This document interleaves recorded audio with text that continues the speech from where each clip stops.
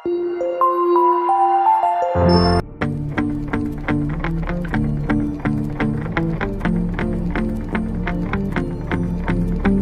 में सबसे पहले आपको एक चीज को ध्यान देना पड़ेगा कि करंट में आप एमपी के राज्य के छात्र हैं, इसलिए एमपी का करंट बहुत जरूरी होता है।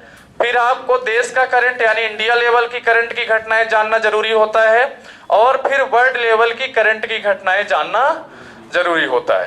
यानी करंट को आप तीन तरह से देख सकते हैं, एक जो स्टेट लेवल की घटनाएं हैं, एक जो कंट्री यानी देश लेवल की घटनाएं हैं, एक वर्ल्ड लेवल की जो घटनाएं हैं। ठीक है, अब देखिए, तो जो देश लेवल की घटनाएं हैं वो पूरे इंडिया लेवल के एग्जाम में पूछी जाती हैं ज्यादातर। ठीक है, और जो राज्य लेवल की घटनाएं हैं, खासकर व्यापम, पुलिस और पटवारी ऐसे एग्जामों में ज्यादातर पूछता है। ठीक है,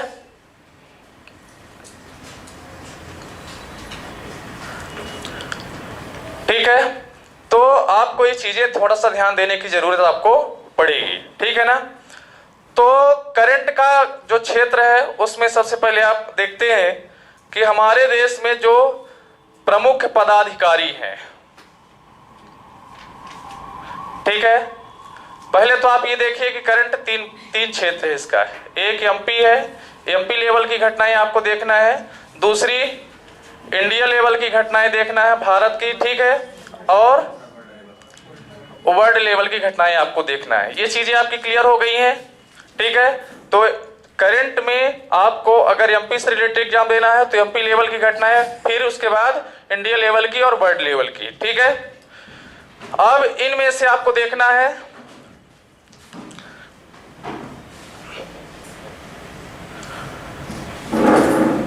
जैसे प्रमुख पदाधिकारी हो गए,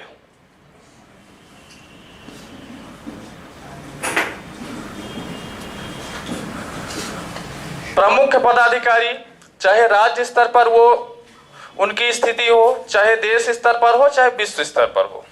ठीक है, जैसे राज्य स्तर पर हम बात करते हैं, मुख्यमंत्री हो गए, कैबिनेट मंत्री हो गए, और जितनी भी समितियां बनती हैं उनके जो प्रमुख हैं उनको हमको पढ़ना जरूरी होता है।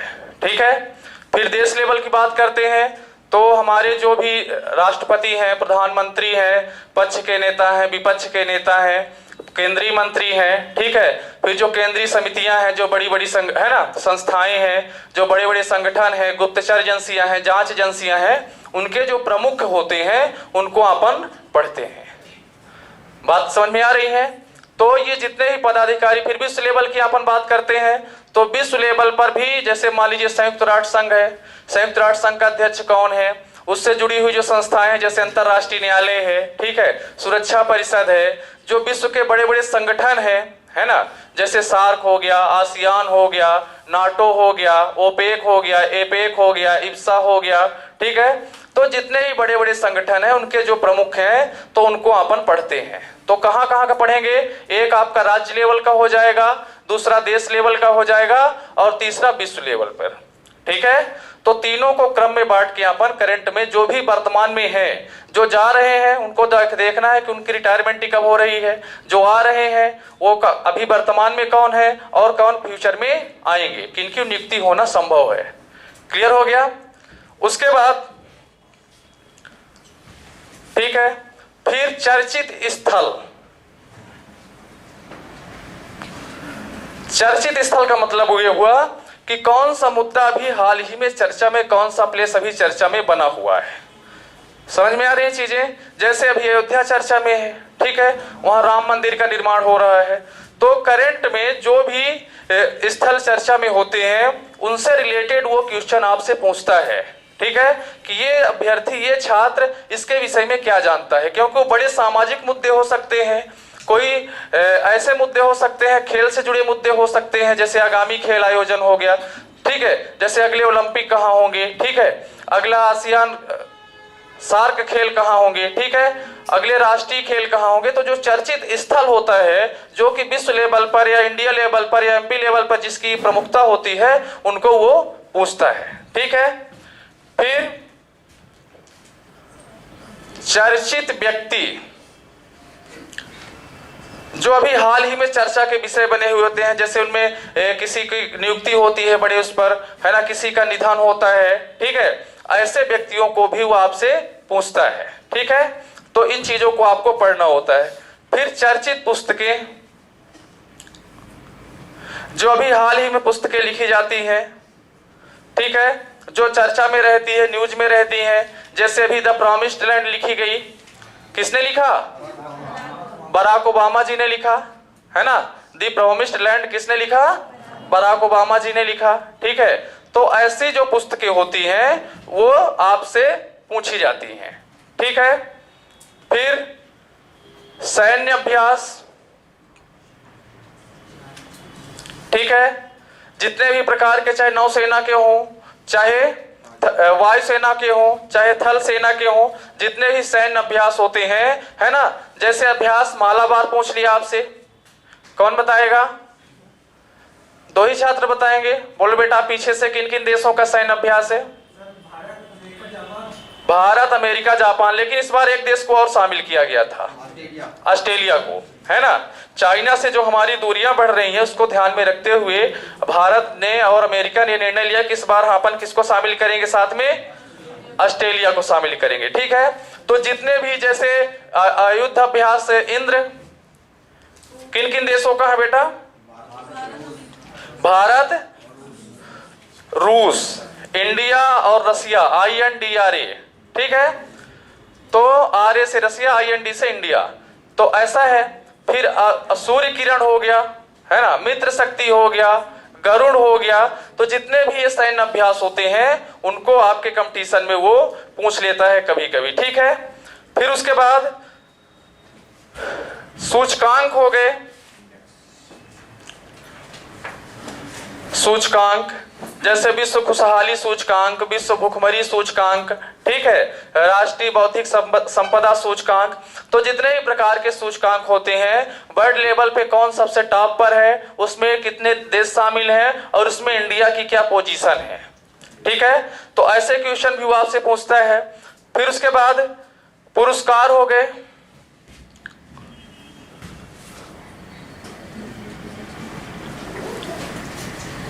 पुरस्कार तो आप सभी लोग जानते हैं, है ना। खेल के पुरस्कार होते हैं, फिल्मों के पुरस्कार होते हैं, है ना, और कुछ अन्य सामाजिक पुरस्कार भी होते हैं। तो ये पुरस्कार मध्य प्रदेश शासन के स्तर पर कौन से पुरस्कार दिए जाते हैं? मध्य प्रदेश शासन के द्वारा दिया जाने वाला सबसे ज्यादा इनामी राशि का पुरस्कार क्या है? वो इनामी राशि का पुरस्कार अभी हाल ही में किसे दिया गया? पहला पुरस्कार किसे दिया गया? जल्दी आओ बेटा क्लास में, है ना, डिस्टर्बेंस नहीं, बंद कर दो, ठीक है। तो इंडिया लेवल पे जो पुरस्कार हो रहे हैं, ठीक है। फिर इंडिया लेवल पे जैसे आपसे पूछ लेता है, ठीक है, भारत का सबसे ज्यादा इनामी राशि का पुरस्कार कौन सा है? भारत सरकार के द्वारा दिया जाने वाला सबसे महत्वपूर्ण पुरस्कार कौन सा है? वर्तमान में जैसे पद्म अवार्ड होते हैं, भारत रत्न होता है ना, पिछला भारत रत्न किसे दिया गया, ठीक है। और जैसे विश्व लेवल के पुरस्कार होते हैं, नोबेल पुरस्कार हो गया, रेमन मैग्सेसे पुरस्कार हो गया, ठीक है। तो जितने भी पुरस्कार होते हैं उनको आपसे वो पूछता रहता है कंपटीशन में, ठीक है। कोई समस्या तो नहीं हो रही है? अच्छा, उसके बाद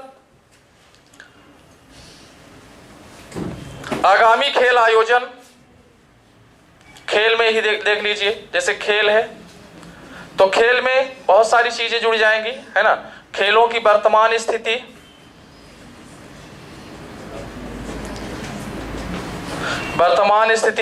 खिलाड़ी, किस खेल में कितने खिलाड़ी होते हैं, ठीक है। फिर आगामी खेल आयोजन,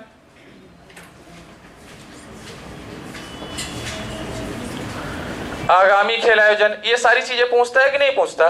जैसे अगर पूछ लिया जाए कि अगला ओलंपिक कहाँ होगा, 2020 वाला स्थगित हो गया है, अब 21 में होगा, ठीक है, ओलंपिक, ग्रीष्मकालीन ओलंपिक। अगला ओलंपिक कहाँ होगा? हाँ, नहीं, उसके बाद वाला पेरिस में होगा, है ना। तो ऐसे जो भी क्वेश्चन है आगामी खेल आयोजन से संबंधित। अब विश्व का सबसे बड़ी खेल प्रतिस्पर्धा कौन सी है? ओलंपिक है ना। उसके बाद राष्ट्रमंडल कॉमनवेल्थ गेम्स है, उसके बाद एशियन गेम्स हैं, फिर इंडिया लेवल के जितने भी गेम्स हैं, फिर स्टेट लेवल के जितने भी गेम हैं, खेल हैं, ठीक है। तो आपको इस तरह बांट करके पढ़ना है ना। विश्व की सबसे बड़ी खेल प्रतिस्पर्धा, फिर सेकंड नंबर पे कौन सी है ना, फिर उसके बाद एशिया लेवल पर कौन सी है, फिर इंडिया लेवल पर कौन कौन से खेल होते हैं, राष्ट्रीय खेल कहाँ होता है, ठीक है, उसमें कौन कौन से खेल शामिल हैं, कौन कौन से खेल नहीं शामिल हैं। जैसे अपन ओलंपिक की बात करते हैं तो क्या क्रिकेट ओलंपिक में शामिल है? नहीं शामिल है, उस पर बहस चल रही है, ठीक है। तो ऐसे जो भी खेल आयोजन होते हैं उनको आपके कंपटीशन में पूछता रहता है, ठीक है। फिर योजना, अभियान एवं कार्यक्रम, ठीक है, योजना, ठीक है, अभियान, कार्यक्रम, इससे क्वेश्चन आपसे पूछता है, ठीक है। योजना क्या है? जैसे मध्य प्रदेश शासन के द्वारा कौन कौन सी योजनाएं चलाई जा रही हैं, ठीक है, भारत सरकार के द्वारा कौन कौन सी योजनाएं चलाई जा रही हैं, और विश्व स्तर पर कौन कौन सी योजनाएं लोगों के कल्याण के लिए चलाई जा रही हैं। ये भी करंट का ही विषय है, और इसमें जो वर्तमान में जो योजनाएं संचालित होती हैं उनको वो आपके कंपटीशन में पूछता है, ठीक है। जैसे अभी भारत सरकार के द्वारा बहुत सारी योजनाएं चलाई गई कि नहीं चलाई गई अभी हाल ही में, ठीक है। तो जैसे मान लीजिए प्रधानमंत्री जन धन योजना, ठीक है, प्रधानमंत्री स्वर्ण मुद्रा योजना, ठीक है, प्रधानमंत्री सांसद आदर्श ग्राम योजना, ठीक है, प्रधानमंत्री जो ये भवन निर्माण के लिए दिया जाता है, ठीक है, सब्सिडी आवासीय योजना, ठीक है। तो हाँ, फिर उज्ज्वला योजना हो गई आपकी, जिसमें आपको गैस सिलेंडर प्रोवाइड करते हैं महिलाओं को, है ना। तो ये सारी योजनाएं जो इंडिया लेवल पे हैं, जो वर्ल्ड लेवल पे हैं, जैसे संयुक्त राष्ट्र के द्वारा बहुत सारी योजनाएं चलाई जाती हैं, ठीक है। जैसे मातृ प्रसव योजना संयुक्त राष्ट्र की है, महिलाओं को डिलीवरी के समय पैसे जो दिए जाते हैं, है ना। तो ये जितनी भी योजनाएं हैं तो आपको पढ़ने पड़ते हैं करंट के अंतर्गत, समझ रहे हैं ना, कोई कंफ्यूजन तो नहीं हो रहा है। अच्छा, उसके बाद चर्चित दिवस, जो हाल ही में चर्चा दिवस होते हैं तो वो भी आपसे पूछता है। फिर किस चर्चित दिवस में आपको कोई नई चीज जो इंक्लूड की जाती है, ठीक है, वो आपसे पूछता है, ठीक है। जैसे अगर अपन बात करते हैं 26 जनवरी गणतंत्र दिवस की, तो अपन दूसरे देश से आमंत्रण देते हैं, दूसरे देश के किसी नेता को, राष्ट्रपति को, प्रधानमंत्री को, उसको मुख्य अतिथि बनाते हैं, ठीक है। और जितने भी चर्चित दिवस है उनमें कौन से बड़े निर्णय लिए गए संयुक्त राष्ट्र के द्वारा, ठीक है। जैसे मानवाधिकार दिवस हो गया, ठीक है, श्रम दिवस हो गया। उस जैसे मान लीजिए श्रम दिवस कब मनाया जाता है, लेबर डे 1 मई को। अब श्रम दिवस पर कौन सी विश्व संयुक्त राष्ट्र के द्वारा कौन सा कुछ जारी किया गया श्रमिकों के लिए, कुछ है ना, कुछ स्लोगन दिया गया, कुछ ऐसी ऐसी चीजें वो डीपली में आपसे पूछता है, ठीक है। क्योंकि दिवस तो लगभग सभी पढ़े होते हैं, तो जितने भी चर्चित दिवस होते हैं उनमें से क्या नया है या कुछ उन पर कुछ नई योजना बन रही है, कुछ नए काम हो रहे हैं, ऐसी चीजों को कंपटीशन में रखता है, ठीक है। फिर उसके बाद सम्मेलन, सम्मेलन जानते हैं, जितने भी विश्व स्तर पर बड़े बड़े सम्मेलन होते हैं, जैसे जितने भी संगठनों के सम्मेलन हैं, जैसे मैंने आपको बताया सार्क की स्थापना कब हुई थी, कोई बताएगा?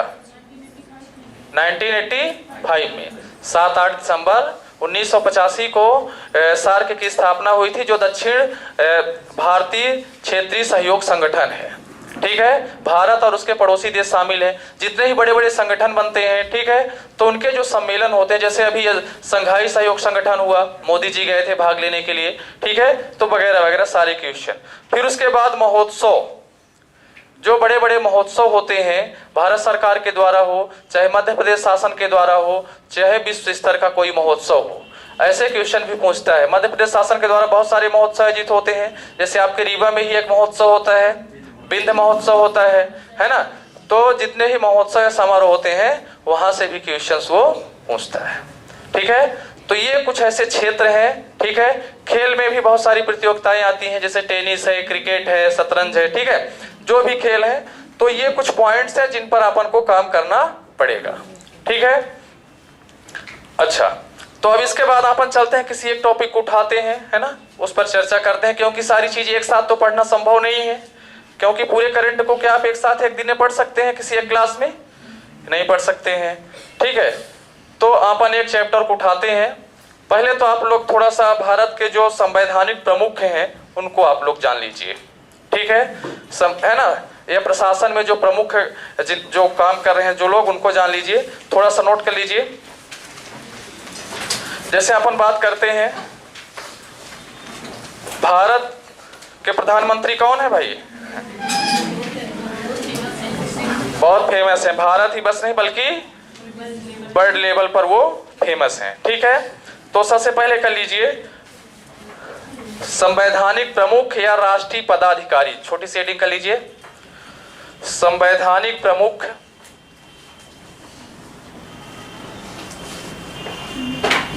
संवैधानिक प्रमुख या राष्ट्रीय पदाधिकारी। ठीक है, सबसे पहले लोकसभा पर चलते हैं। ठीक है, तो लोकसभा में कौन कौन से संवैधानिक प्रमुख हैं? तो सबसे पहले लिख लीजिए नेता सत्तापक्ष लोकसभा, नेता सत्तापक्ष लोकसभा कौन है? प्रधानमंत्री नरेंद्र मोदी।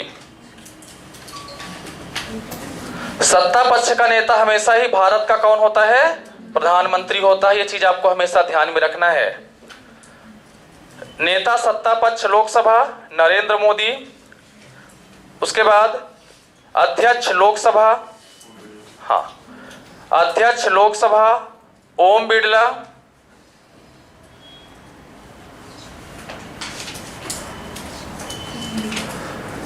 ठीक है, ओम बिरला बन जाएगा, लिखते है ना? क्या नहीं, वो चीज ज्यादा जरूरी नहीं है, है ना। बस इसमें से नॉर्मल नाम ही पूछेंगे आपसे, है ना। जैसे वो तो कोटा राजस्थान से है, लेकिन वो चीज आपको जानना जरूरी इतना नहीं है। आप बस इनको याद रखिए, बहुत सारे डेटा मिलेंगे भी आपको, है ना। चलिए उसके बाद कर लीजिए, हाँ, महासचिव लोकसभा, महासचिव लोकसभा स्नेहलता श्रीवास्तव, स्नेहलता श्रीवास्तव,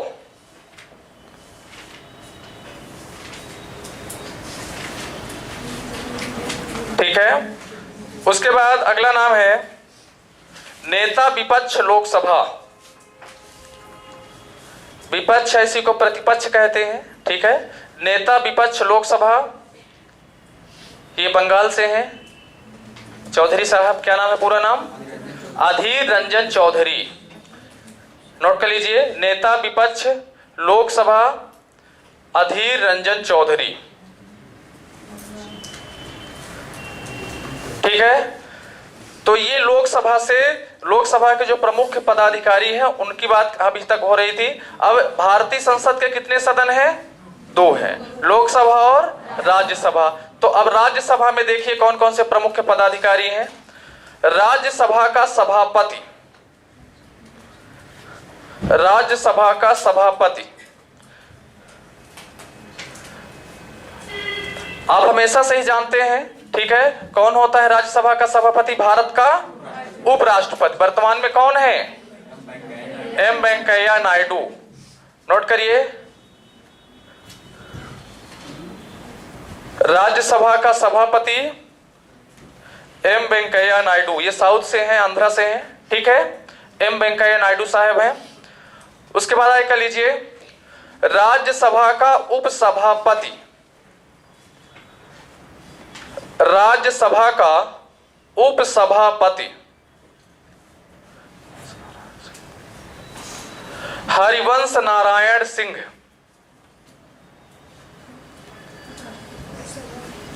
हरिवंश नारायण सिंह कौन है? हरिवंश नारायण सिंह। नेता विपक्ष राज्यसभा, या राज्यसभा में नेता विपक्ष कौन है? हाँ, जम्मू कश्मीर से है, गुलाम नबी आजाद साहब। नेता विपक्ष राज्यसभा गुलाम नबी आजाद,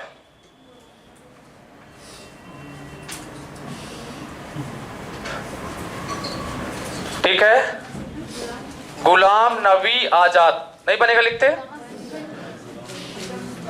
गुलाम नबी आजाद। उसके बाद करिए नेता सत्ता पक्ष राज्यसभा, नेता सत्ता पक्ष राज्यसभा में, नेता सत्ता पक्ष राज्यसभा थावर चंद्र गहलोत, थावर चंद गहलोत, थावर चंद्र गहलोत। ठीक है, कौन है? थावर चंद गहलोत। फिर राज्यसभा के महासचिव, राज्यसभा के महासचिव, राज्यसभा के महासचिव कौन है? कोई बताएगा? Any student? देश दीपक वर्मा। जो महासचिव होता है उसी के माध्यम से सारा काम होता है लोकसभा और राज्यसभा का। ठीक है, ये चीज ध्यान में आपको रखना है, देश दीपक वर्मा।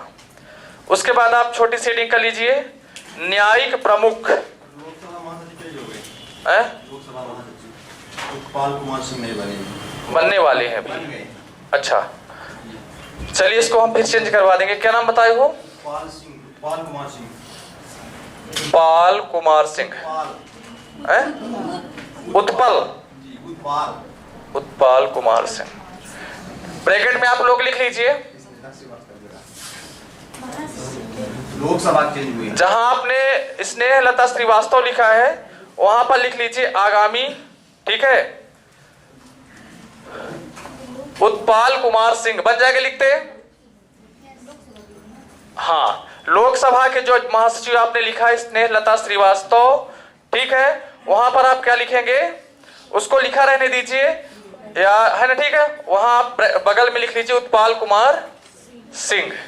ठीक है, करंट में यही चीजें सबसे इंपॉर्टेंट होती हैं, आपको बता दें, क्योंकि कल की जो घटना है वो आज के लिए मतलब नई हो जाती है ना। बहुत चेंजेस होते हैं करंट में, जो डेटा आप पढ़ रहे हैं उसमें बहुत जल्दी जल्दी परिवर्तन होता है। इसलिए करंट के आपको लोगों को मासिक पत्रिका या छमाही पत्रिका या 15 दिन की जो पत्रिका आती है उनको लेना पड़ता है। ठीक है, तो करंट की जो क्लास होगी उसमें आपको डेटा बहुत चेंज करने पड़ेंगे, इसमें आपको बहुत कंफ्यूजन भी होगा। ठीक है, परेशान नहीं होना है।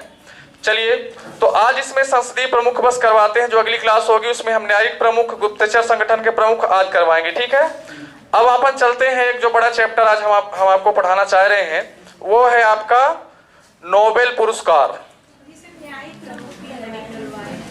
हेडिंग करवाए हैं तो कर लीजिए, भारत के प्रमुख न्यायाधीश, इनको बस और कर लीजिए, भारत के प्रमुख न्यायाधीश कौन है भाई?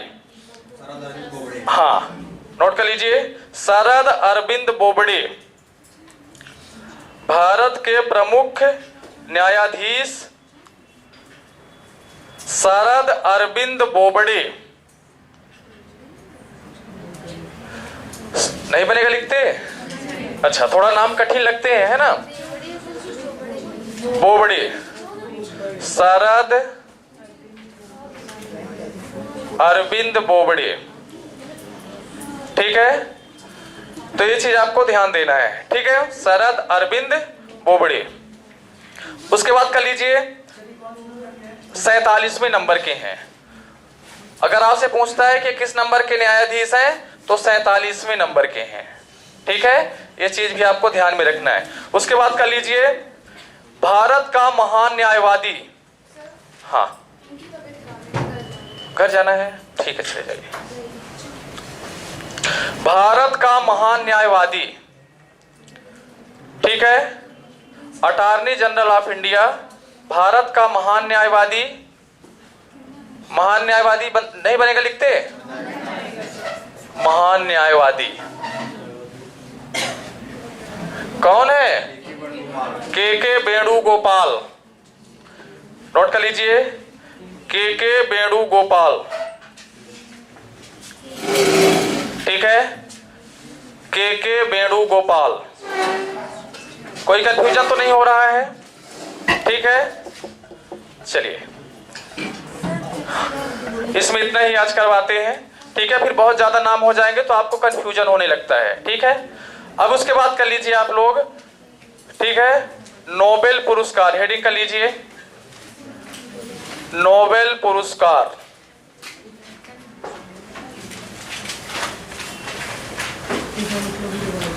ठीक है, नोबेल के बारे में कोई कुछ बताएगा? Any student? हाँ, अल्फ्रेड बर्नार्ड नोबेल जो थे, है ना, उनके नाम पर दिया जाता है। बहुत अच्छे। दूसरा कोई छात्र कोई बताएगा? हाँ, आप बताइए। इसने 1863 में हाँ और डायनामाइट की खोज की थी। हाँ तो इनकी मृत्यु हो गई। इनकी वसीयतनामा को हाँ स्वीडन के बैंक में रखा गया, उन्हीं की याद में। हाँ, और 10 दिसंबर को दिया जाता है, अक्टूबर में घोषणा की जाती है और बिल्कुल। 6 क्षेत्रों में दिया जाता है। बिल्कुल सही है। 1970 से 7 क्षेत्र में, पहले 5 छात्रों में दिया जाता था। सही है, बैठ जाओ। चलिए हम बताते हैं आपको नोबेल के बारे में, ठीक है। नोबेल पुरस्कार जो है ये विश्व का सबसे बड़ा पुरस्कार है। नोबेल पुरस्कार विश्व का सबसे बड़ा पुरस्कार है। ये वैज्ञानिक क्षेत्र में, है ना, और शांति के क्षेत्र में, है ना, साहित्य के क्षेत्र में और अर्थशास्त्र के क्षेत्र में ये पुरस्कार दिए जाते हैं, ठीक है। अल्फ्रेड बर्नार्ड नोबेल एक बहुत बड़े वैज्ञानिक थे। क्या थे? एक बहुत बड़े वैज्ञानिक थे। किस देश के वैज्ञानिक थे? स्वीडन के, ठीक है। इन्होंने लगभग अपने जीवन में 335 खोज की है। कितनी खोजें की हैं? 335 इनके रिसर्च हैं, खोजें हैं। और उनमें जो सबसे प्रमुख खोज थी इनकी, वो थी डायनामाइट, ठीक है। इनके पिता जो थे वो युद्ध सैन्य विभाग में अधिकारी थे और उन्हें कुछ विस्फोटक चीजें बनानी थी, है ना, उपकरण बनाने थे युद्ध में लड़ने के लिए, और उसकी आवश्यकता इनको महसूस हुई और इन्होंने डायनामाइट की खोज की। वही डायनामाइट जो आज विस्फोटक पदार्थों में भारी मात्रा में उपयोग किया जाता है। क्लियर हो गया? तो अच्छा, इनकी कोई संतान नहीं थी, या इनको ये कह सकते हैं कि इनका कोई उत्तराधिकारी नहीं था। तो इनके पास बहुत सारी जो संपत्ति थी वो बैंक ऑफ स्वीडन में जमा थी, और इनकी इच्छा थी कि जब मेरी मृत्यु हो तो मेरी मृत्यु के पश्चात जो मेरी वसीयतनामा है, जो मेरी संपत्ति है, उसमें से जो ब्याज मिले, उस ब्याज के माध्यम से जो भी पुरस्कार हैं, जो इस ब्याज हो हमारी संपत्ति की, उस ब्याज से लोगों को या वैज्ञानिकों को प्रोत्साहन स्वरूप, जो वैज्ञानिक रिसर्च कार्य में लगे हुए हैं, जो वैज्ञानिक नई नई क्षेत्रों में खोज करते हैं, जो विश्व में शांति स्थापित करते हैं, जो बड़ी साहित्यों की रचना करते हैं, उनको जो है तो इसी के ब्याज से पुरस्कार दिया जाए। ये किसकी इच्छा थी? अल्फ्रेड बर्नार्ड नोबेल पूरा नाम था, शॉर्ट में उनको अल्फ्रेड नोबेल ही कहते हैं। तो अल्फ्रेड नोबेल की इच्छा थी कि मेरी वसीयतनामे से क्या दिया जाए? पुरस्कार प्रदान किया जाए। किनको प्रदान किया जाए? जो वैज्ञानिक देश हित में, राष्ट्र हित में या विश्व के हित में दिन रात परिश्रम करके रिसर्च के कार्यों में जुटे हुए हैं, ठीक है। तो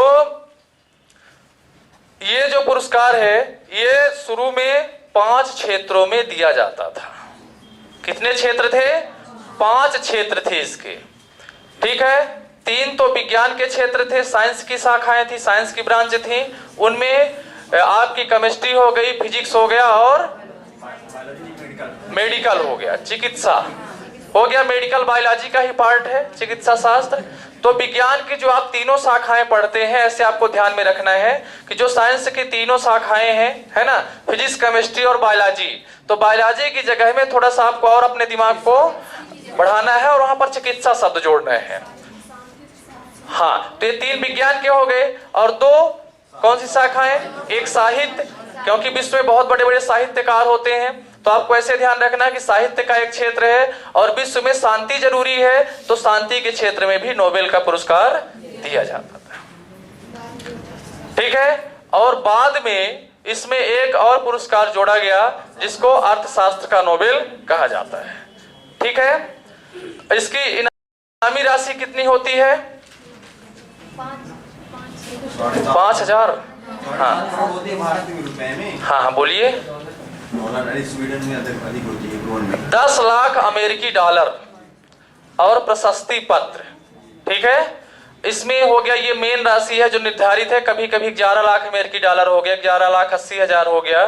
ठीक है, जो सामान्य राशि है वो 10 लाख अमेरिकी डॉलर निश्चित की गई है। ठीक है, और अगर आपसे पूछता है कि भारत में सबसे पहला नोबेल किसको मिला? रविंद्रनाथ टैगोर को 1913 में। किस क्षेत्र का? शांति के क्षेत्र का। कौन सी साहित्य के क्षेत्र का, शांति नहीं है, साहित्य के क्षेत्र का दिया गया था। और कौन सी रचना के लिए? गीतांजलि की रचना के लिए। गीतांजलि उनका एक महाकाव्य है कि नहीं है, रविंद्रनाथ टैगोर जी का। कहां से हैं वो? भारत के किस राज्य से? पश्चिम बंगाल से हैं, जहां उनका शांति आश्रम चलता था, शांति निकेतन। वहां पर वर्तमान में कौन सा विश्वविद्यालय स्थापित है? विश्व भारती विश्वविद्यालय। ठीक है, सेंट्रल यूनिवर्सिटी है। ठीक है, तो ये सारी चीजें हैं। फिर उसके बाद किसको दिया गया? वेंकटरमण साहब को दिया गया भौतिकी में प्रकाश प्रकीर्णन के लिए 1930 में। ठीक है, फिर उसके बाद किसको दिया गया? अमर्त्य सेन को दिया गया। उसके बाद लास्ट में कैलाश सत्यार्थी को दिया गया। ठीक है, तो थोड़ा सा आप लोग इसमें नोट करेंगे, नोट कर लीजिए चीजें। नोबेल से जुड़ी हुई कोई भी क्वेश्चन आएगा तो आपको कंफ्यूजन नहीं रहेगा। ठीक है, नोट कर लीजिए। आपने हेडिंग कर लिया है नोबेल पुरस्कार, नोट कर इसमें। नोबेल पुरस्कार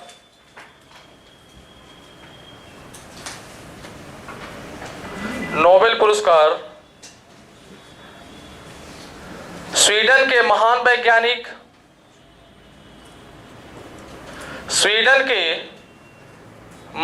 वैज्ञानिक अल्फ्रेड बर्नार्ड नोबेल की याद में दिया जाता है। अल्फ्रेड बर्नार्ड नोबेल की याद में दिया जाता है।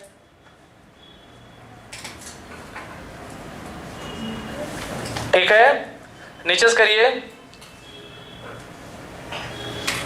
अल्फ्रेड बर्नार्ड नोबेल का जन्म 1833 में। अल्फ्रेड बर्नार्ड नोबेल का जन्म 1833 में हुआ और इनकी मृत्यु 1896 में हुई थी। हाँ, अल्फ्रेड बर्नार्ड नोबेल का जन्म 1833 और इनकी मृत्यु 1896 में हुई थी। ठीक है, कोई कंफ्यूजन तो नहीं है? चलिए नीचे से करिए। अल्फ्रेड नोबेल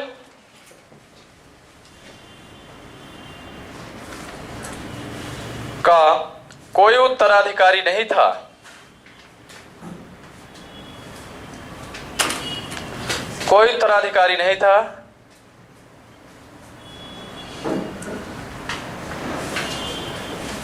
इनकी संपत्ति बैंक ऑफ स्वीडन में जमा थी। बैंक ऑफ स्वीडन में जमा थी।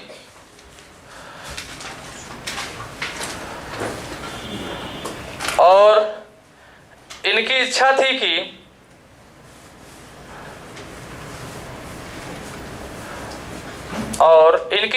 कि संपत्ति के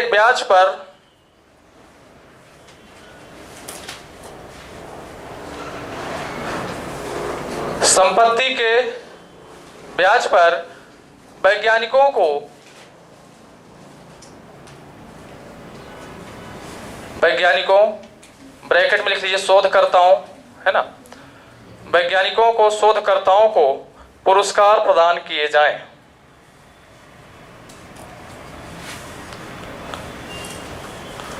पुरस्कार प्रदान किए जाएं। ठीक है, निश्चय करिए। इन्होंने अपने जीवन में लगभग 335 खोजें की। इन्होंने अपने जीवन में लगभग 335 खोजें की।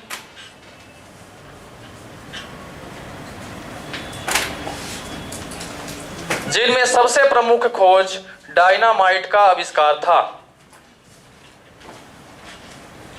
जिनमें सबसे प्रमुख खोज डायनामाइट का आविष्कार था।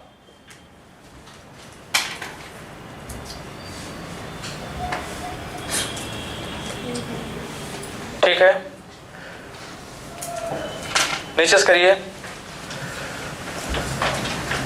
नोबेल फाउंडेशन की स्थापना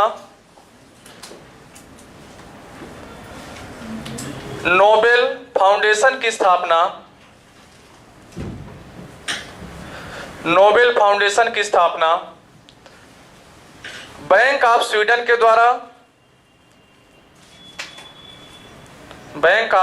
द्वारा 29 जून 1900 को की गई।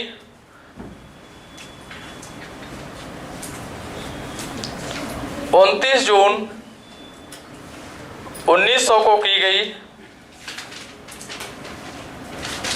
और 1901 से नोबेल पुरस्कार प्रदान किए जाने लगे। और 1901 से नोबेल पुरस्कार प्रदान किए जाने लगे।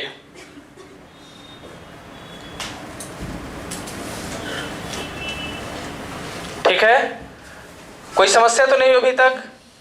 पूछ सकते हैं आप, कोई कंफ्यूजन हो तो। ठीक है, चलिए। अब आपको जैसा कि हमने पहले बताया था, ठीक है, कि नोबेल पुरस्कार प्रारंभ में कितने क्षेत्रों में दिया जाता था? 5 क्षेत्र थे। ठीक है, नोट कर लीजिए। प्रारंभ में नोबेल पुरस्कार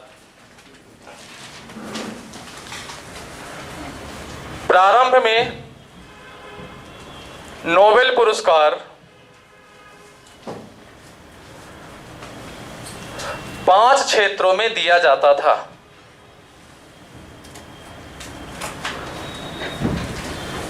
पांच क्षेत्रों में दिया जाता था।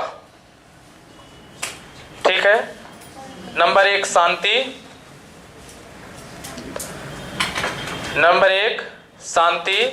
नंबर 2 साहित्य, नंबर 3 भौतिकी, नंबर 4 रसायन, नंबर 5 चिकित्सा।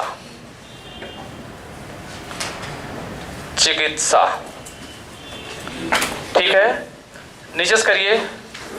1968 से हो गया, 67 में वो हुआ है, 68 से दिया गया है। ठीक है, नीचे कर लीजिए। 1968 से बैंक ऑफ स्वीडन के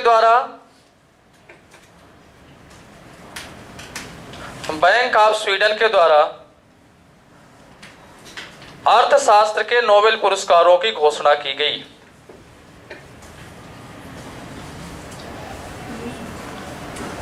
अर्थशास्त्र के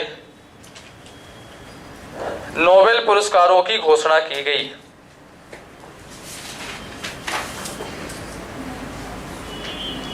ठीक है, नीचे करिए।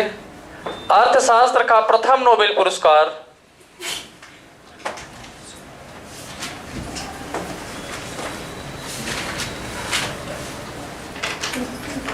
ठीक है, किसको दिया गया था? वो तो प्रथम भारतीय थे। ठीक है, उनको बाद में मिला है। हाँ, नोट कर लीजिए। अर्थशास्त्र का प्रथम नोबेल पुरस्कार रैगनर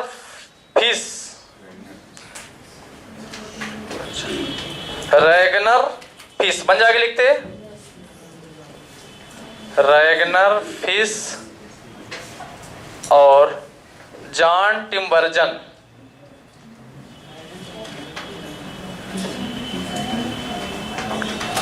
ठीक है, ये दो लोगों को दिया गया था। अर्थशास्त्र का पहला नोबेल जब 1968 में स्थापित हुआ था।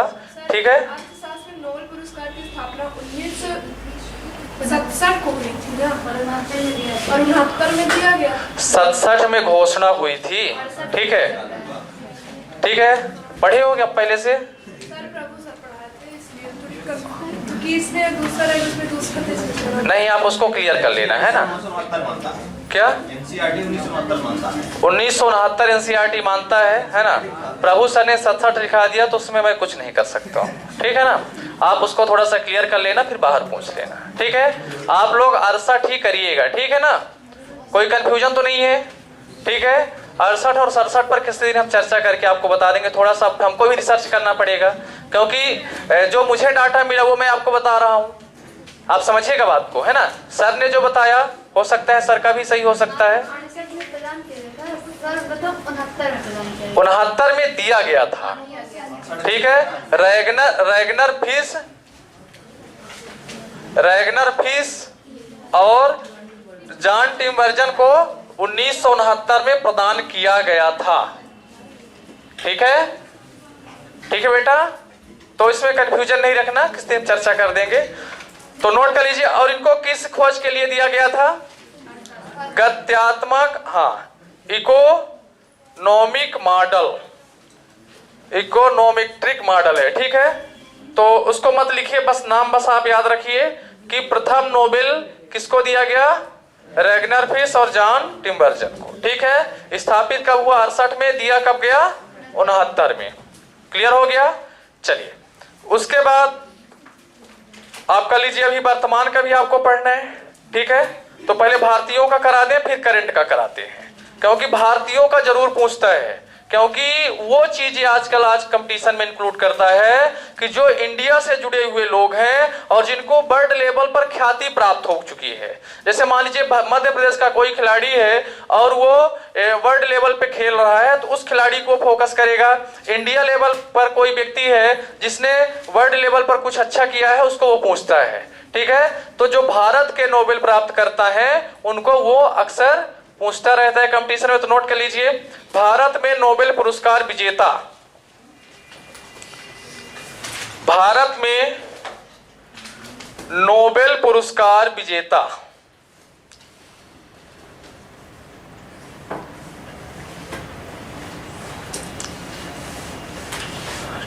ठीक है। नंबर 1 आप हेडिंग लिख लीजिए एड्रेस करके, रविंद्रनाथ टैगोर। रविंद्रनाथ टैगोर, नोट करिए। इसमें 1913 में इन्हें साहित्य के क्षेत्र का नोबेल दिया गया। 1913 में इन्हें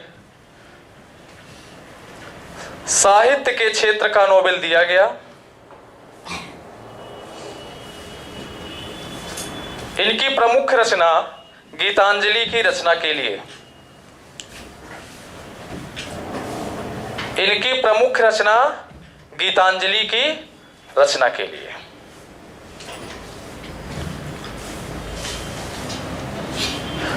दूसरे वैज्ञानिक हैं जिनको भौतिक का मिला था, क्या नाम है? सीवी रमण। आप सीवी रमण साहब का नाम लिख लीजिए, सीवी रमण। पूरा नाम क्या है इनका? चंद्रशेखर वेंकट रमण, है ना। अक्सर लोग इन्हें सीवी रमण शॉर्ट नेम से ही बुलाते हैं, क्योंकि साउथ के हैं और आप लोग जानते हैं कि साउथ वाले लोगों का नाम थोड़ा सा लंबा होता है ना, तो उनका शॉर्ट नेम ही ज्यादा अच्छा होता है। तो सीवी रमण, अगर जिनको कंफ्यूजन हो रहा है तो ब्रैकेट में चंद्रशेखर वेंकट रमण आप लिख लीजिए, आपको याद रहेगा, चंद्रशेखर वेंकट रमण। ठीक है, नोट कर लीजिए। इन्हें भौतिकी के क्षेत्र का नोबेल 1903 में प्रदान किया गया। 1930, हाँ, 1930, हाँ। इन्हें भौतिकी के क्षेत्र का नोबेल 1930 में प्रदान किया गया। और इन्होंने खोज क्या किया था? हाँ, रमण प्रभाव, है ना, या उसी को प्रकाश का प्रकीर्णन कहते हैं। ठीक है, हाँ, प्रकाश प्रकीर्णन के लिए इनकी खोज प्रकाश में प्रकीर्णन, प्रकाश में प्रकीर्णन। कोई कंफ्यूजन तो नहीं है? चलिए, फिर एक विदेशी महिला है जिन्होंने भारतीय नागरिकता ग्रहण की थी, उन्हें शांति का नोबेल दिया गया था। क्या नाम है? Mother Teresa. ठीक है, किस देश की है ये? बेलग्रेड किस देश की राजधानी है? सर्बिया। यूगोस्लाविया। आप लोग विश्व के देशों की राजधानियां भी याद रखना है। ठीक है, चाहे आप उसको करंट से जोड़िए, चाहे जिस मैटर से जोड़िए, लेकिन विश्व के देशों की राजधानियां आपसे बननी चाहिए। ठीक है, इंडिया के जितने भी स्टेट हैं और केंद्र शासित जो राज्य हैं, सबकी राजधानियां याद हैं आप लोगों से? कितने लोग हैं जिनको याद है? फिर मैं पूछूंगा भी, झूठा हाथ नहीं उठाना। बहुत पुअर कंडीशन है भाई। आप लोग जितने भी छात्रों को नहीं आती है, आज ही जाकर पूरे देश, पूरे राज्य की राजधानियां याद करो, केंद्र शासित राज्यों की राजधानियां याद करो, और जो विश्व के बड़े बड़े देश हैं, है ना, छोटे देशों को अगर आप नहीं याद रख पाते हैं तो जैसे एशिया महाद्वीप में जो ही बड़े बड़े देश हैं, ठीक है, जैसे यूरोप महाद्वीप में जो बड़े बड़े देश हैं, अफ्रीका में जो बड़े देश हैं, उत्तरी अमेरिका में, दक्षिणी अमेरिका में, ठीक है, उनकी राजधानी आपसे बननी चाहिए। और आप मैपिंग पे पढ़िए, आप जो राजधानियां याद करते हैं उन देशों की लोकेशन देखिए कि वर्ल्ड के मैप पे ये इसकी स्थिति कहाँ है। ठीक है, ये सारी चीजें, क्योंकि कंपटीशन वाले छात्र को अगर हम कनाडा नाम ले ले तो उसके दिमाग में क्लिक कर जाए कि कनाडा कहाँ है। ब्रिटेन नाम लेते हैं तो ब्रिटेन कहाँ है? हाँ, लंदन उसकी राजधानी है, ग्रेट ब्रिटेन की। ठीक है, अगर हम आपको कहें कि न्यूजीलैंड कहाँ है तो आपको पता होना चाहिए, दिमाग में बात आ जानी चाहिए कि न्यूजीलैंड कहाँ है। समझ रहे हैं ना? थोड़ा सा लास्ट में इस पर हम चर्चा करेंगे, विश्व का महाद्वीप बना करके थोड़ी सी चीजें समझाएंगे। और राज्य राजधानियां ये आपको अपने से करना पड़ेगा कि हमको करवाना पड़ेगा? कर लेंगे ना आप लोग? इतने तो जागरूक हैं भाई सभी लोग। बेलग्रेड सर्बिया की राजधानी है। बेलग्रेड। सर, यूगोस्लाविया उसी का नाम चेंज हुआ है। ठीक है ना, मेन देश जो है वर्तमान में यूगोस्लाविया है। ठीक है, सर्बिया पुराना नाम रहा होगा इतिहास में, वर्तमान में क्या नाम है? कंट्री का यूगोस्लाविया नाम है। और यूगोस्लाविया किसका मुख्यालय है? बेलग्रेड किसका मुख्यालय है?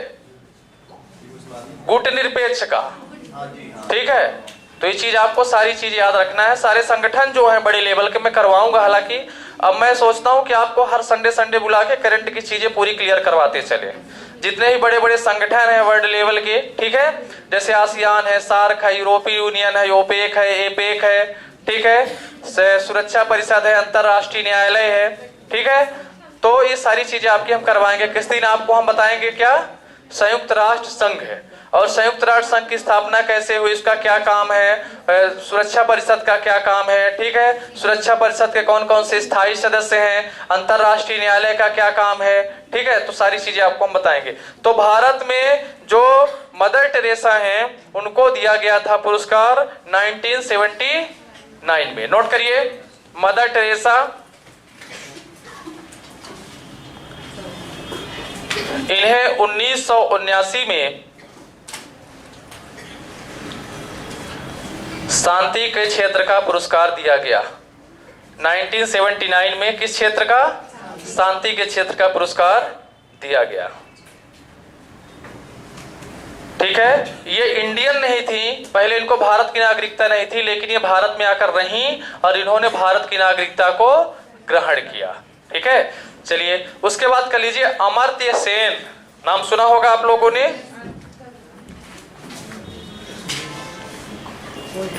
अमर्त्य सेन, अमर्त्य सेन को दिया गया है काहे के क्षेत्र में?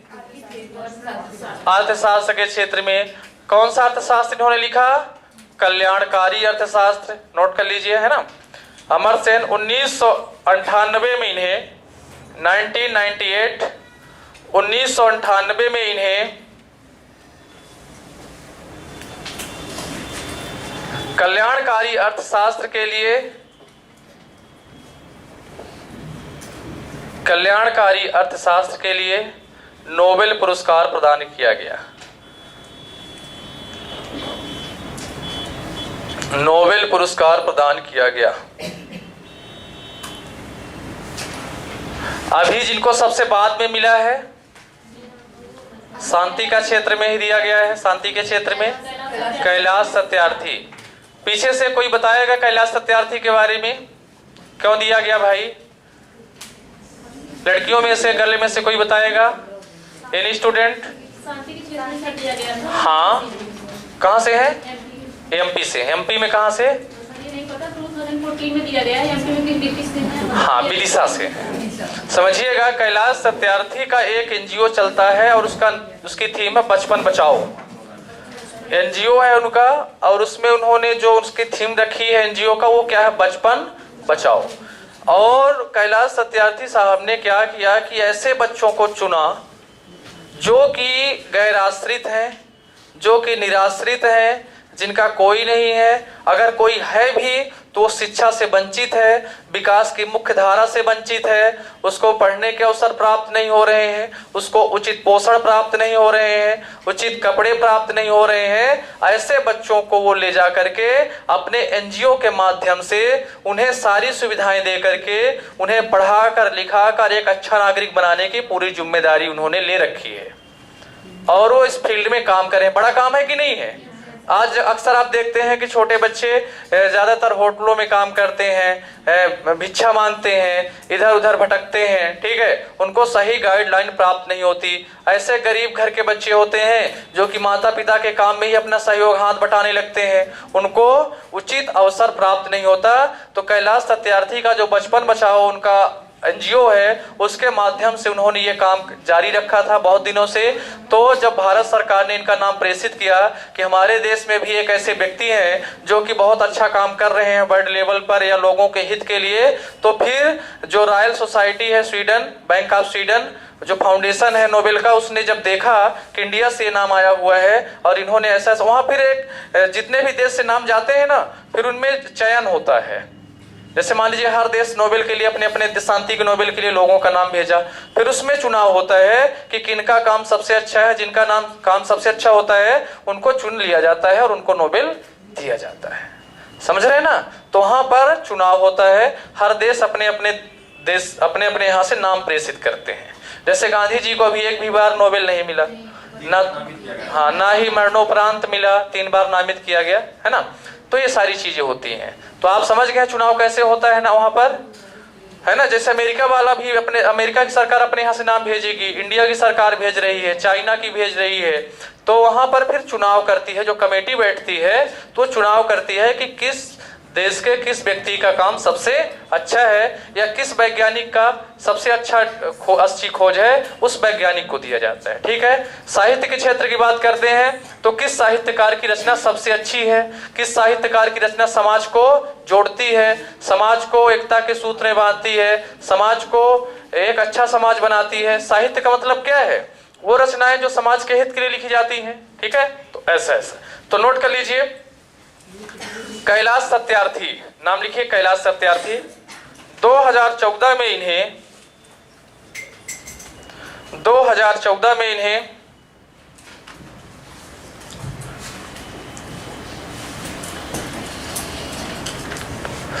शांति के क्षेत्र का नोबेल पुरस्कार प्रदान किया गया। शांति के क्षेत्र का नोबेल पुरस्कार प्रदान किया गया।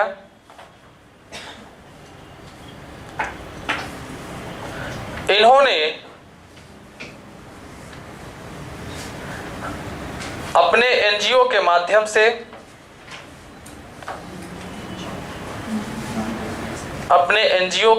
से बच्चों के अधिकारों के लिए,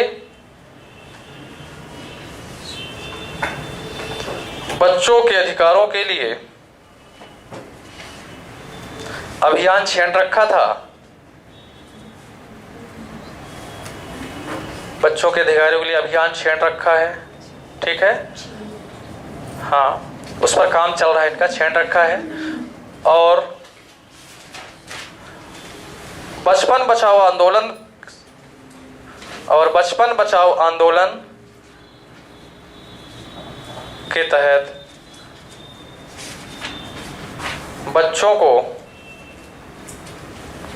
सुविधाएं प्रदान की जाती हैं के तहत निराश्रित या वंचित बच्चों को सुविधाएं प्रदान की जाती हैं।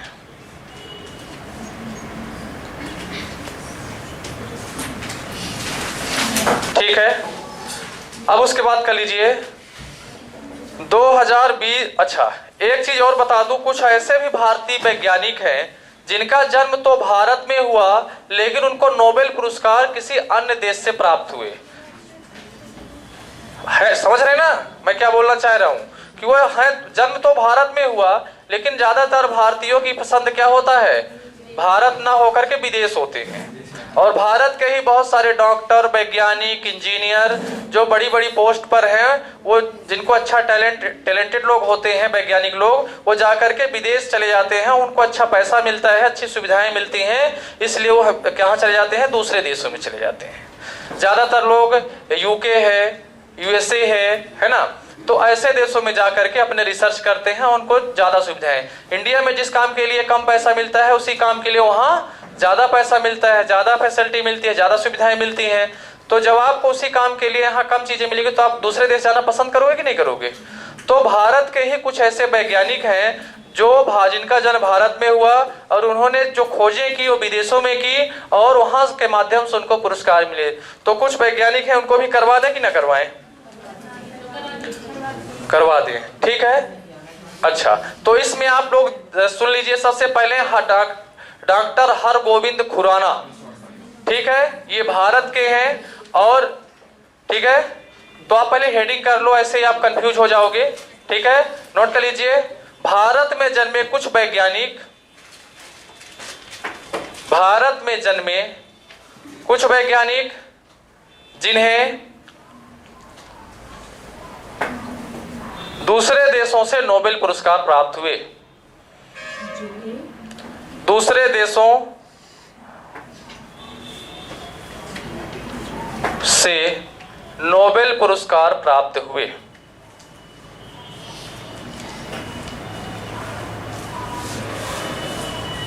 ठीक है, इसमें पहले वैज्ञानिक हैं डॉक्टर हरगोविंद खुराना। डॉक्टर हरगोविंद खुराना, ठीक है, नोट कर लीजिए। 1968 में USA United State of America, 1968 में यूएसए के लिए चिकित्सा का नोबेल मिला।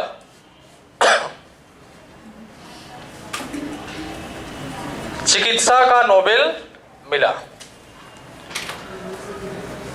काहे का नोबेल? चिकित्सा का। उसके बाद है सुब्रमण्यम चंद्रशेखर। सुब्रमण्यम चंद्रशेखर, सुब्रमण्यम चंद्रशेखर, ठीक है, नोट कर लीजिए। 1983 में इन्हें भौतिकी के क्षेत्र में 1983 में इन्हें भौतिकी के क्षेत्र में यूएसए से नोबेल मिला, या यूएसए देश से मिला। ठीक है ना, मतलब यूएसए ने इनका नाम प्रेषित किया अपने यहां से, है ना, ऐसा। कहां से मिला? यूएसए। आप कंफ्यूजन नहीं रखना कि यूएसए देश ने इनको नोबेल दिया।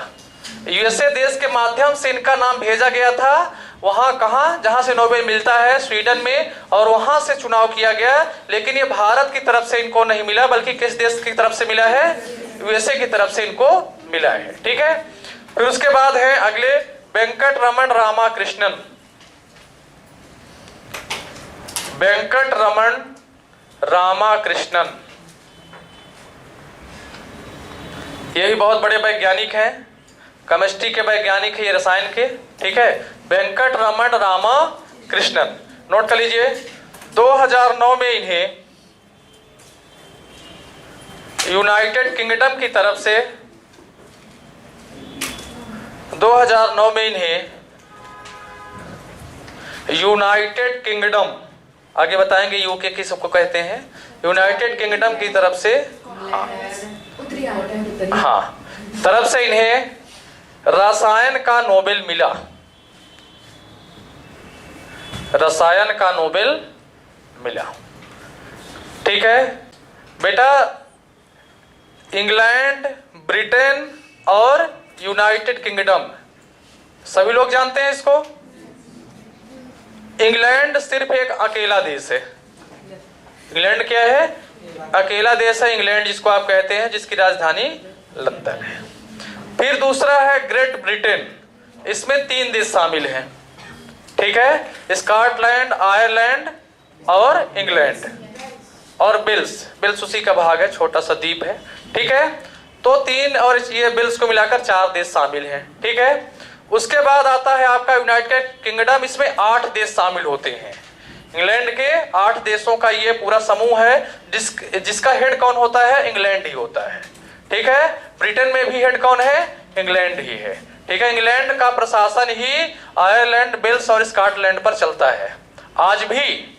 ठीक है, यानी ये मान के भी चल सकते हैं कि आप ये आयरलैंड, स्कॉटलैंड, इंग्लैंड के अभी भी गुलाम हैं। अभी कुछ दिन पहले 2-3 साल पहले वोटिंग हुई थी वहां कि यहाँ का प्रशासन अलग से हो कि नहीं हो, तो वहां के लोग ही ज्यादातर सहमत है कि इंग्लैंड के द्वारा ही प्रशासन अच्छा है। ठीक है, क्योंकि इंग्लैंड प्राचीन समय से एक डेवलप कंट्री है, आज भी है, वहां का सूचकांक अच्छा है, मानव विकास सूचकांक अच्छा है। ठीक है, ऐसा तो इनको किन देशों की ओर से मिला? यूके की तरफ से। ठीक है, उसके बाद अगले हैं अभिजीत बनर्जी, इनका जन्म भारत के मुंबई में हुआ था। अभिजीत बनर्जी,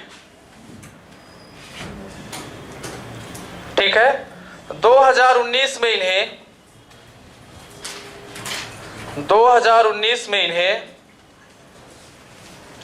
अर्थशास्त्र का नोबेल प्राप्त हुआ। अर्थशास्त्र का नोबेल प्राप्त हुआ। ठीक है, किस देश की ओर से? यूएसए की ओर से।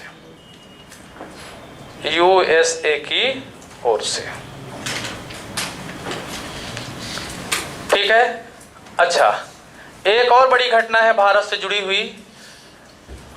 एक बहुत बड़े आध्यात्मिक गुरु हैं, बौद्ध आध्यात्मिक गुरु हैं, जिनका जन्म तिब्बत में हुआ था, और वन चाइना पॉलिसी के अंतर्गत जब चाइना ने तिब्बत पर कब्जा किया 1959 में, ठीक है, उसके बाद वहाँ के जो सबसे बड़े नेता थे, आध्यात्मिक नेता थे, बौद्ध धर्म गुरु थे दलाई लामा, जो कि भारत के हिमाचल में आकर उन्होंने अपना आश्रम बनाया था।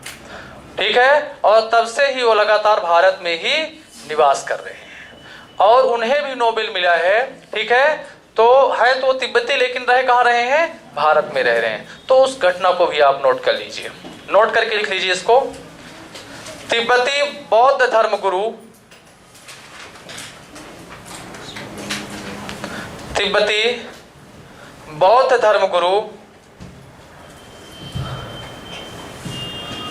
तिब्बती बौद्ध धर्म गुरु दलाई लामा को, बन जाएगा लिखते,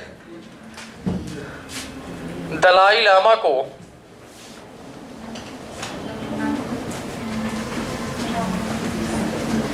शांति के क्षेत्र का नोबेल 1989 में दिया गया। शांति के क्षेत्र का नोबेल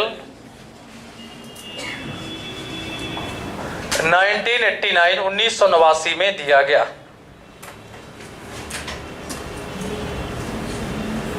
सर, इनका नाम इंडिया की गवर्नमेंट को दी, इनको नागरिकता दी गई है भारत की, इसलिए तो चाइना भारत का विरोध करता है। ठीक है, अच्छा, वन चाइना पॉलिसी के अंतर्गत चाइना ने विश्व के कई छोटे छोटे देशों को अपने अधीन करके रखा हुआ है। ठीक है, अब वर्तमान में आप यही कह सकते हैं कि वो उसी के गुलाम है, या वो चाइना ही हो चुके हैं पूर्ण रूप से, है ना, जिसमें कई छोटे छोटे देश हैं। तिब्बत हो गया, तिब्बत के बाद हांगकांग हो गया, हांगकांग के बाद वियतनाम को भी अपना हिस्सा मानता है, मकाऊ हो गया। ठीक है, इनर मंगोलिया हो गया, मंगोलिया का जो दक्षिणी वाला भाग है वो भी, वहां पर भी चाइना ने कब्जा कर रखा है। तुर्किस्तान का जो पूर्वी भाग है वहां पर भी चाइना ने कब्जा करके रखा हुआ है। ठीक है, चाइना को एशिया का क्या कहते हैं? अजगर कहते हैं, है ना।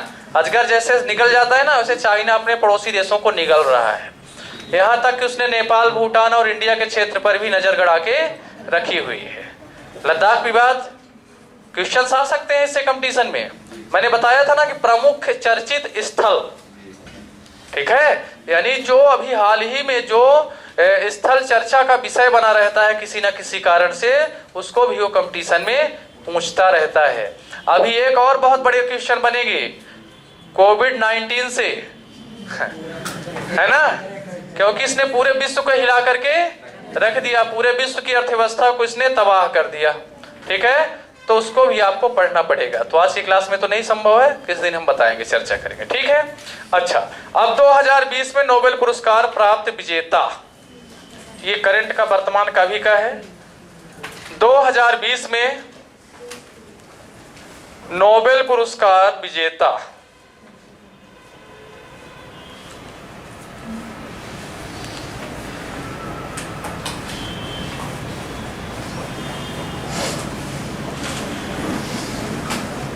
ठीक है, तो 2020 में नोबेल पुरस्कार विजेता में सबसे पहले आप लोग लिख लीजिए साहित्य का नोबेल, लिख लीजिए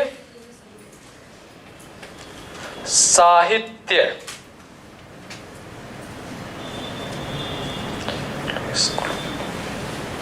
ठीक है, अच्छा, किस देश को दिया मिला? देश पहले बताइए। अमेरिका। अमेरिका की एक बहुत बड़ी कवित्री है, क्या नाम है?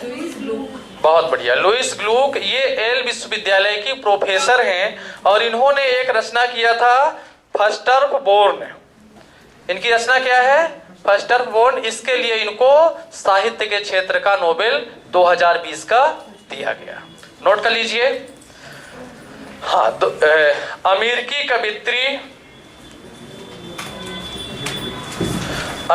कवित्री लुईस ग्लूक, अमेरिकी कवित्री लुईस ग्लूक,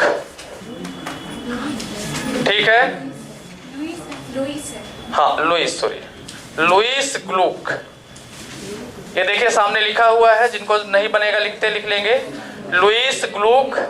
ठीक है, किस विश्वविद्यालय की है ये? येल विश्वविद्यालय। नोट कर लीजिए, ब्रैकेट में लिख लीजिए, येल विश्वविद्यालय की प्रोफेसर, येल यूनिवर्सिटी, येल विश्वविद्यालय की प्रोफेसर।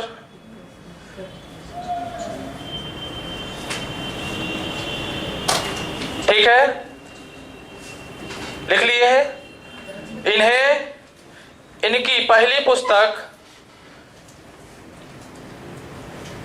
या इनकी पहली पुस्तक, ऐसा लिख लीजिए, इनकी पहली पुस्तक फर्स्टरबोर्न थी। पहली पुस्तक क्या थी? फर्स्टरबोर्न थी।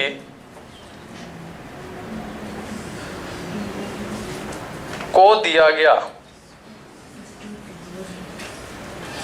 फर्स्टरबोर्न थी, को दिया गया। तो ये लुईस ग्लूक भूलेगा तो नहीं, बिल्कुल इसको दिमाग में आप बसा लीजिए, कभी नहीं, मतलब। अच्छा, एक चीज और बता दें आपको, करंट याद करने के लिए सबसे अच्छा तरीका यह होता है कि क्लासरूम से निकलने के बाद, जब आप ऑटो में हो, अपनी बाइक में हो, जो पैदल जा रहे हो, उसको मेमोराइज करते रहिए। समझ रहे ना? नहीं तो अगर आपने एक बार मेमोराइज कर लिया तो फिर आपको बहुत जल्दी भूलने वाली चीज नहीं है। समझ रहे ना? और जब तक आप मेमोराइज नहीं करेंगे तो ये नाम भी ऐसे हैं, इंडियन नेम भी नहीं है, विदेशों के लोग हैं, तो इनके नाम तो आपको जल्दी भूलते हैं। ठीक है, तो आपको क्या करना पड़ेगा? डिस्कशन करना पड़ेगा। अपने आप से करिए, कोई नहीं है तो अगर कोई दूसरा आपका मित्र है, सहयोगी है, तो आप उससे डिस्कशन कर सकते हैं। कोई कंफ्यूजन तो नहीं है? चलिए आगे कर लीजिए। दूसरा अगली हेडिंग कर लीजिए, शांति। शांति के क्षेत्र का नोबेल, हाँ,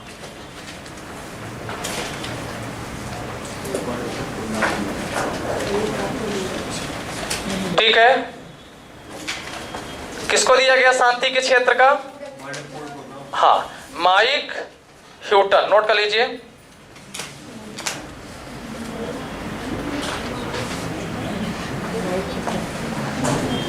नहीं, शांति के क्षेत्र का है, ये एक फाउंडेशन को मिला है। हाँ, ये एक फाउंडेशन है जो विश्व खाद्य के लिए कार्य करता है। विश्व में जो गरीब लोग हैं, जैसे आपको हम बता दें कि जैसे मान लीजिए 1 रुपए 2 रुपए किलो जो गेहूं चावल मिलता है ना भारत सरकार के द्वारा, इसमें भारत सरकार के साथ साथ विश्व की भी सब्सिडी होती है। जो अंतर्राष्ट्रीय संस्था है, ठीक है, वो गरीब देशों के लिए खाद्यान्न मुहैया करवाती है। मतलब ये कि गरीब देशों को जहाँ की लोग भुखमरी की स्थिति होती है, वहां पर वो संस्था लोगों को खाद्य वस्तुएं प्रदान करती हैं। ऐसी संस्था को दिया गया। तो नोट कर लीजिए। हाँ, विश्व खाद्य कार्यक्रम, शांति का पुरस्कार किसको दिया गया? विश्व खाद्य कार्यक्रम को दिया गया।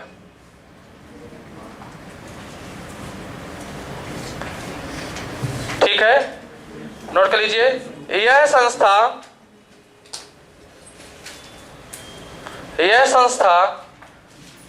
भूखमरी का मुकाबला करने और विश्व खाद्य सुरक्षा को बढ़ावा देने के लिए है।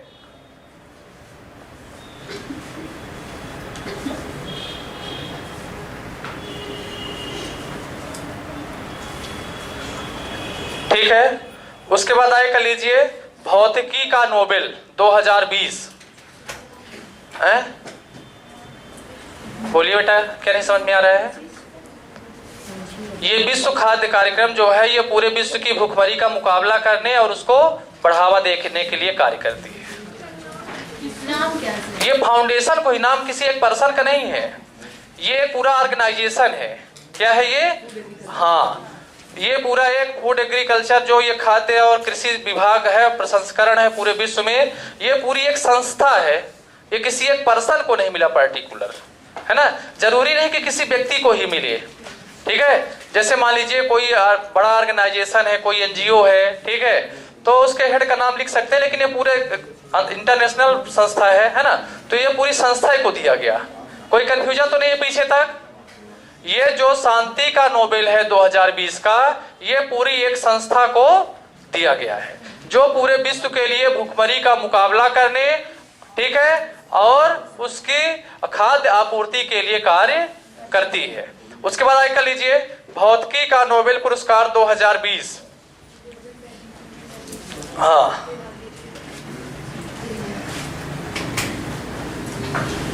ठीक है, रोजर पेनरोज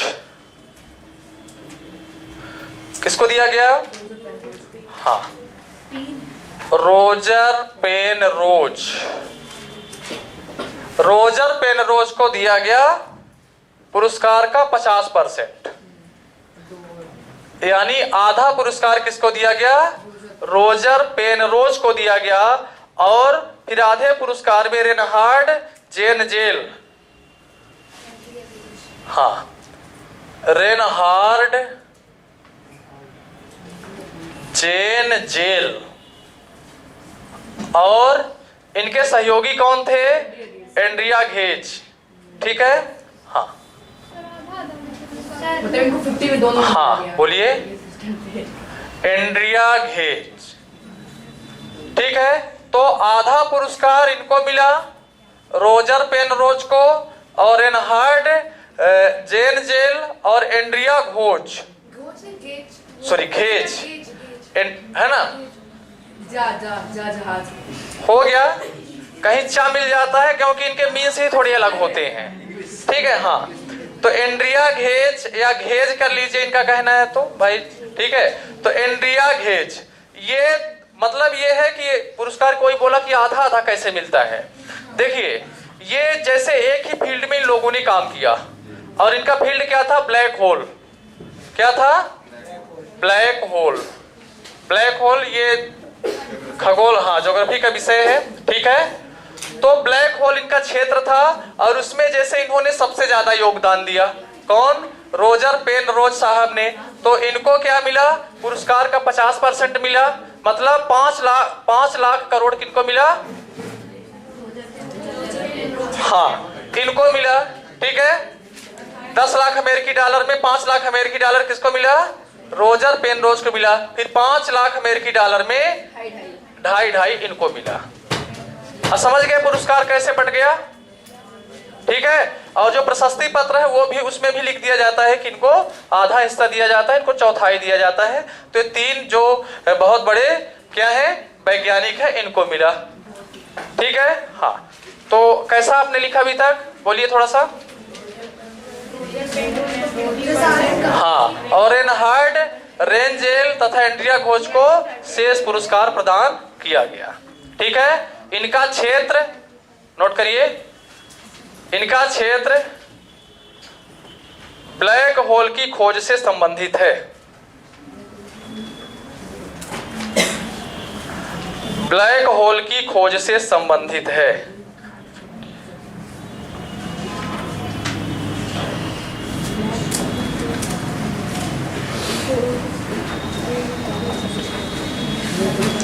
ठीक है, कोई कंफ्यूजन तो नहीं हो रहा है, कॉन्सेप्ट क्लियर हो गया है। अब उसके बाद आप हेडिंग कर लीजिए रसायन के क्षेत्र का नोबेल पुरस्कार। ये नाम थोड़ा सा कठिन है बेटा, इसको आप लोगों को अच्छे से याद रखना पड़ेगा, ठीक है। रसायन के क्षेत्र का नोबेल पुरस्कार, ठीक है। 2 देश के इसमें वैज्ञानिक हैं, ठीक है। पहली वैज्ञानिक है फ्रांस की, कौन है? इमैनुएल कारपेंटिये, और दूसरी है अमेरिका की जेनिफर ए डॉर्डना, ठीक है। हाँ, तो नोट कर लीजिए रसायन के क्षेत्र का पुरस्कार फ्रांसीसी वैज्ञानिक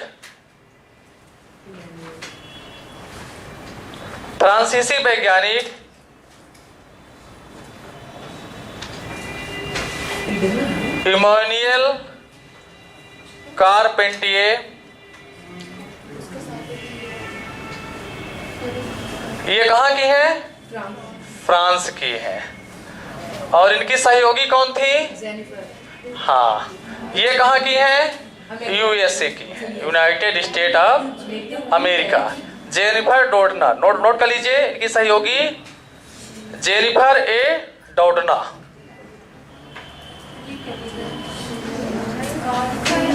रुकिए बता दें, पहले लिख लें।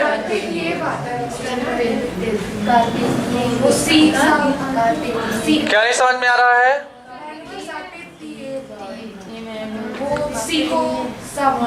इमैनुएल कारपेंटिये, टा भी मिलता है, टी से टा भी होता है, ता भी होता है, तो ता हिंदी में मिलेगा इमैनुएल कारपेंटिये, और ठीक है, ये फ्रांस के हैं। और इनकी सहयोगी जेनिफर ए डॉर्डना, ठीक है। लिख लीजिए, नाम गलत मत करिएगा। इमैनुएल कारपेंटिये और जेनिफर ए डॉर्डना, ये 2 वैज्ञानिक हैं जिनको मिला है, ठीक है ना। उसके बाद आगे कर लीजिए चिकित्सा,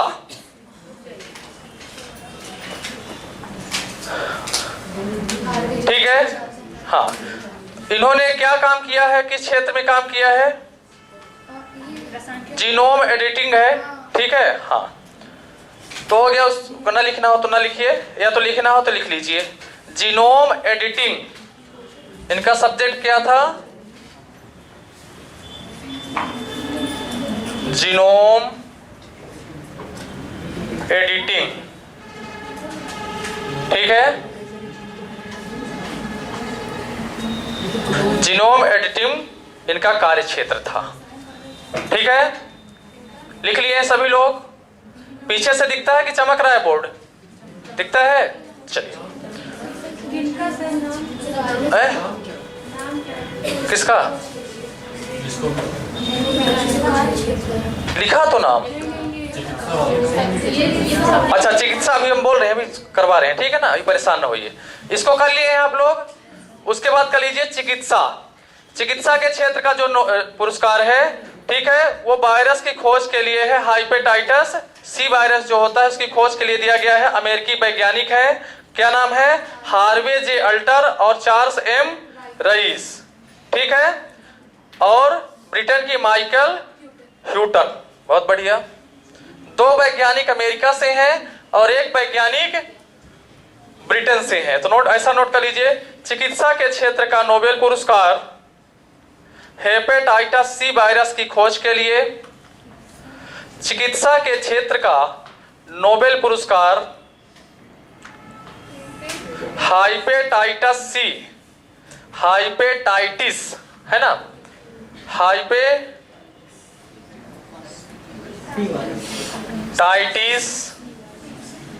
सी वायरस की खोज के लिए, हेपेटाइटिस सी वायरस की खोज के लिए अमेरिकी वैज्ञानिक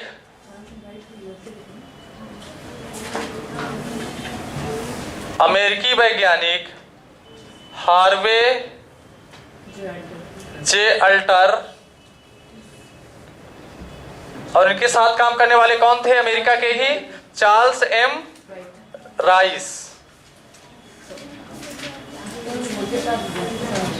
चार्ल्स एम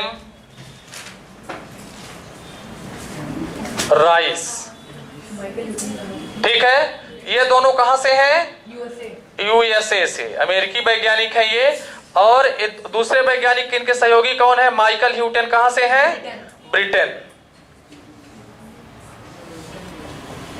ब्रिटेन के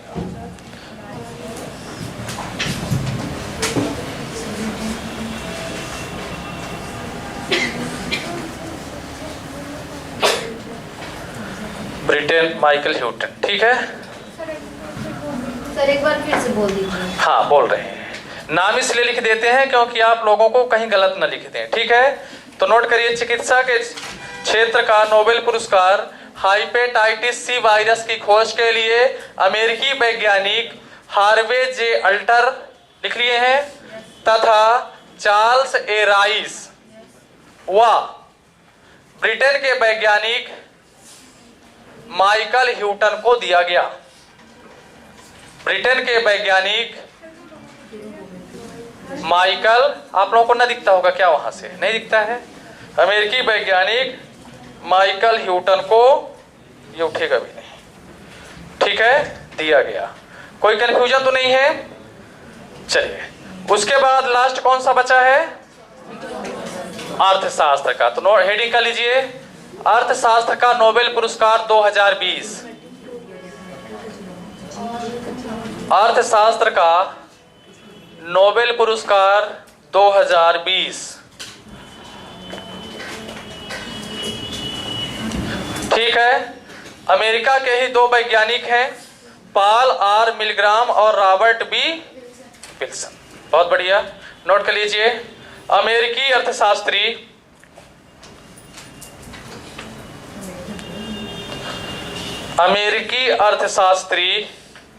पॉल आर मिलग्राम,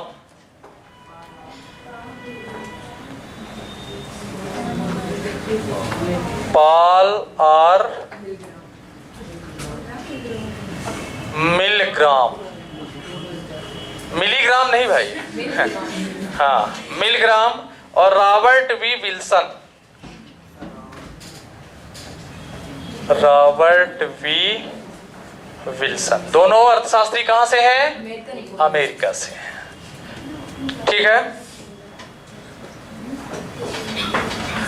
काहे के लिए दिया गया, ये किस क्षेत्र के लिए काम किया इन्होंने, नहीं तो उसमें कोई सब्जेक्ट होगा ना, जैसे अर्थशास्त्र तो बहुत बड़ा विषय है, हालांकि सही बात, तो डीपली नहीं जाना चाहिए। नीलामी का सिद्धांत जो होता है, ठीक है, उसमें इन्होंने सुधार किया है, उसके लिए दिया गया था, उसको मत लिखिए, बस ये लिख लीजिए कि ये 2 अर्थशास्त्री हैं, पॉल आर मिलग्राम और रॉबर्ट वी विल्सन, अमेरिका से हैं और इनको अर्थशास्त्र का नोबेल दिया गया। सबसे ज्यादा नोबेल कौन सा देश ले जाता है, अमेरिका। अब आप मानते हैं कि अमेरिका एक महाशक्ति है ना, क्योंकि वहां इसलिए दिया जाता है क्योंकि वहां जो रिसर्च क्षेत्र है, उसका शोध का जो क्षेत्र है है ना, वहाँ के वैज्ञानिकों को इतनी सारी सुविधा दी जाती है, फैसिलिटी दी जाती है, इतना पैसा दिया जाता है कि वहाँ के वैज्ञानिक काम करते हैं बड़ी अच्छे से। अपने यहाँ कोई वैज्ञानिक होगा, उसको पता चला कि संसाधन ही नहीं है, उसको केमिकल रसायन ही नहीं है, उसके पास अगर मान लीजिए जीव विज्ञान का है तो वनस्पतियां और ये पूरा क्षेत्र ही नहीं है उसके पास, तो कहाँ से रिसर्च कर पाएगा। दूसरी बात सर, इंडिया में कोई कदर ही नहीं है सर, इंडिया में कदर ही नहीं है टैलेंट की। ये बात भी सही है। अगर कदर हो तो सरकार भर्तियां करवाए ना जिन छात्रों के मेरिट में नाम है। जैसे एमपी में शिक्षकों की भर्ती देख लीजिए, 2018 का एग्जाम लिया हुआ है और अभी तक उनकी ज्वाइनिंग नहीं हुई। पार्टी जो 36 के पार्टी तुमका झंडा लेके हाँ, ये बात भी सही कह रही हो, क्योंकि यहाँ पर क्या है कि जो राजनीतिक पार्टियां हैं ये अब अपने स्वार्थपरता पर उतर आई हैं। अभी तक तो ऐसा नहीं था, लेकिन अब देखने को ऐसा लगता है कि राजनीतिक पार्टियां अपने निजी स्वार्थ के लिए कार्य कर रही हैं, क्योंकि वो वैकेंसी भी निकाल रहे हैं वो लोग तो चुनाव से पहले निकाल रहे हैं, ठीक है। फिर चुनाव के बाद पहले वैकेंसी निकालेंगे तो 6-7 महीने चुनाव में चला गया, फिर नई सरकार का गठन हुआ, फिर भर्ती हुई, एग्जाम हुआ, फिर एग्जाम के बाद रिजल्ट आया, तब तक में फिर से अगला चुनाव आ गया, है ना।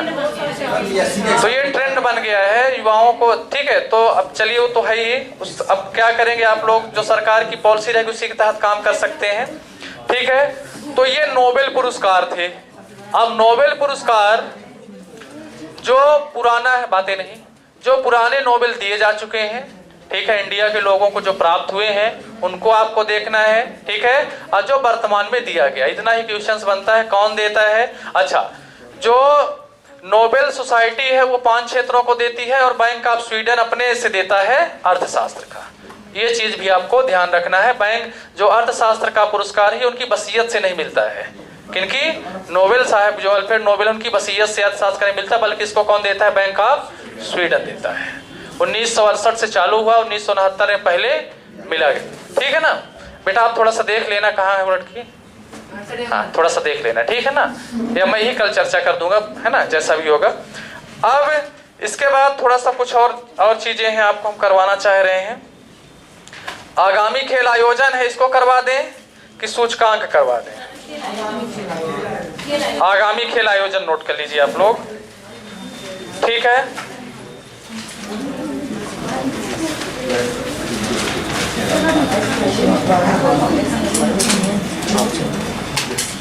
आगामी खेल आयोजन 32वां 33वां लिखवाने की जरूरत है कि हाँ लिखवा दे इसको, है ना। विश्व की सबसे बड़ी खेल प्रतिस्पर्धा कौन सी है, ओलंपिक है।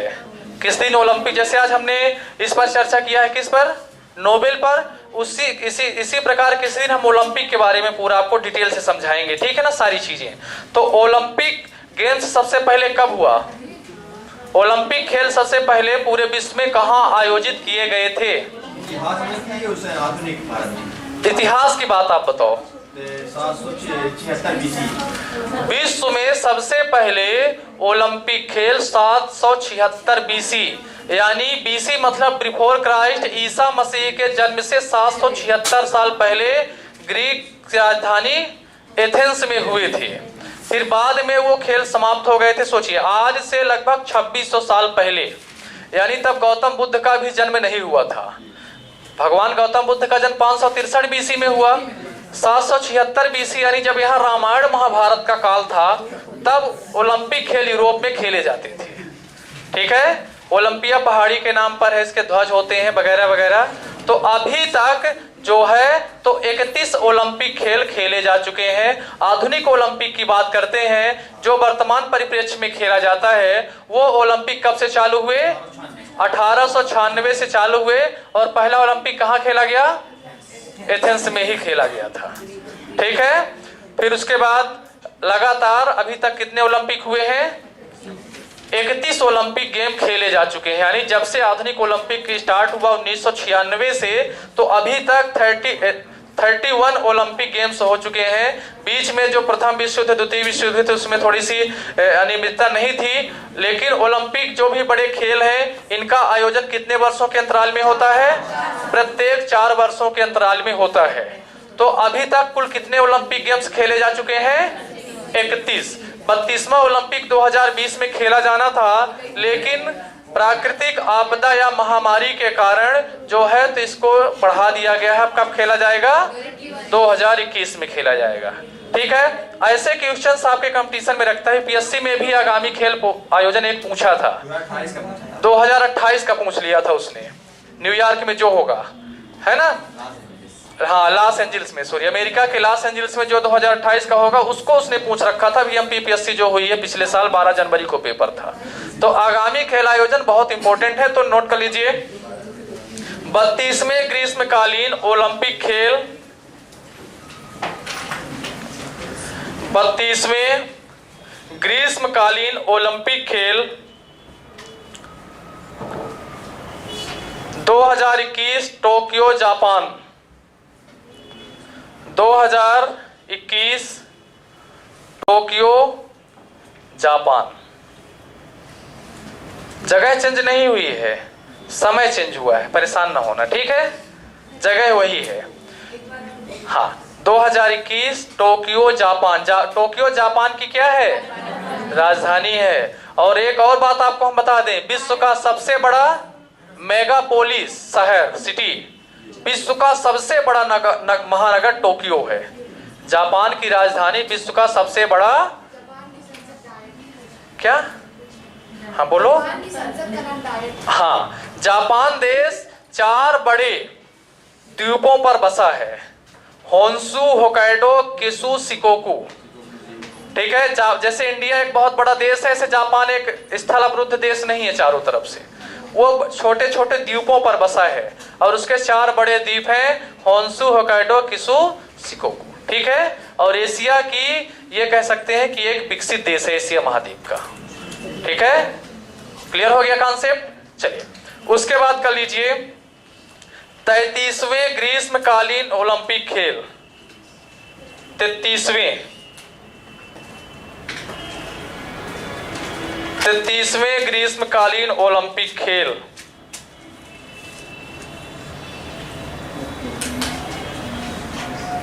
ठीक है, कहां होगा ये?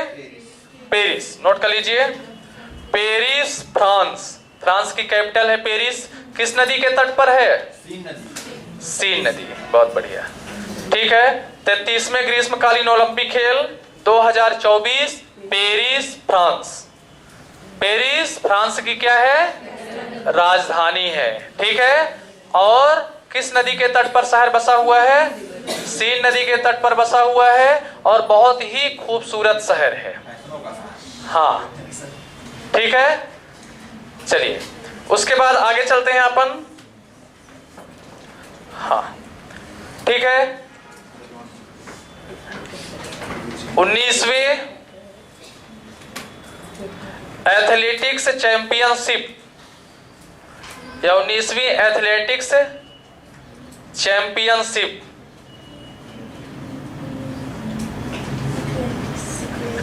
ठीक है, कहां होगा ये? एथलेटिक्स जानते हैं क्या है ये? बहुत बढ़िया, सही जवाब है आपका। हाँ हाँ, बहुत बढ़िया बता रही लड़की। और एथलेटिक्स में जितने भी ये आपका शतरंज, घुड़दौड़, हाँ, ये मतलब जो फील्ड में जो चीज खेली जाती है। हाँ, शतरंज नहीं आता, जो चीज वैसे फील्ड में दौड़ से संबंधित है उसको क्या कहते हैं? आउटडोर गेम है, जो फील्ड में खेला जाता है खुले मैदान में, उसको क्या कहते हैं? एथलेटिक्स कहते हैं। तो एथलेटिक्स की जो चैंपियनशिप है वो कहाँ होनी है? हाँ, अमेरिका। नोट कर लीजिए, USA 2022। हालांकि इन खेलों में भारत को बहुत कम पदक मिलते हैं जो वर्ल्ड लेवल के हैं, क्योंकि इंडिया की सरकार खिलाड़ियों को सुविधाएं नहीं दे पाती, फैसिलिटी नहीं है। कोई फैसिलिटी नहीं, मेरे कोई कोच भी नहीं है। आप बताइए। 5 साल से मैं नेशनल प्लेयर हूँ, स्टेट चैंपियन भी रह चुकी हूँ। हाँ, कोई कोच नहीं है। कोई कोच नहीं है, जबकि मध्य प्रदेश शासन को चाहिए कि ऐसे प्रतिभा को उठा करके उनको पूरी सुविधाएं दे, उनको पैसा भी दें, उनको। सर, मुझे सीएम से अवार्ड भी मिला था, मैं वहाँ भी बोली थी, और जो पटवारी खेल मंत्री थे उनको हाँ, स्टेट चैंपियन के अवार्ड उनको भी बोली थी, मतलब कोई फर्क नहीं, कोई सुनने वाला नहीं है। आप देखिए ये अंतर होता है। यानी यहाँ से जो प्रतिभा निकल करके भी जा रही है उनको भी मौका नहीं मिलता। और अमेरिका वगैरह में क्या है कि वहाँ स्कूलों से लेकर के, स्कूलों में जो खिलाड़ी अच्छे होते हैं उनको वो चयनित करके वो बहुत ऊंचे तक ले जाते हैं लोग, और वो अच्छा करते हैं। ठीक है, फैसिलिटी है, उनके पास कोच है, उनके पास अच्छा भोजन है, सारी चीजें हैं। ठीक है, तो ये सारी चीजें आगे कर लीजिए। 15वां पुरुष हॉकी विश्व कप, 15 नंबर का 15वां पुरुष हॉकी विश्व कप, नोट कर लीजिए। 15वां पुरुष हॉकी विश्व कप बहुत इंपॉर्टेंट है। कहाँ होना है? भारत। बहुत बढ़िया। हाँ, उड़ीसा की राजधानी भुवनेश्वर में 2023। हाँ, ये भारत में होगा हॉकी का विश्व कप। बहुत अच्छे से आप लोग जाइएगा स्टेडियम में टिकट उकट लेकर देखने के लिए। हॉकी पसंद है ना? हाँ। हो गया। भाई भारत का राष्ट्रीय खेल है और आपको पसंद क्या होगा? क्रिकेट। हाँ, नहीं लिख पाए हैं? जिसका जुनून है इंडिया में। हाँ, भुवनेश्वर उड़ीसा। हाँ, भुवनेश्वर, उड़ीसा की राजधानी क्या है? भुवनेश्वर है। और 15वां हॉकी का विश्व कप आप भुवनेश्वर उड़ीसा भारत में होना है। ठीक है, इसको आपको अभी जो भी 2020 का एग्जाम है, 21 का एग्जाम है, 22 का एग्जाम है, 23 का एग्जाम है, 24 का एग्जाम है। 24 का एग्जाम क्यों इंपॉर्टेंट है? क्योंकि उसमें पूछेगा कि किस खिलाड़ी ने भारत के कौन सा पदक जीता।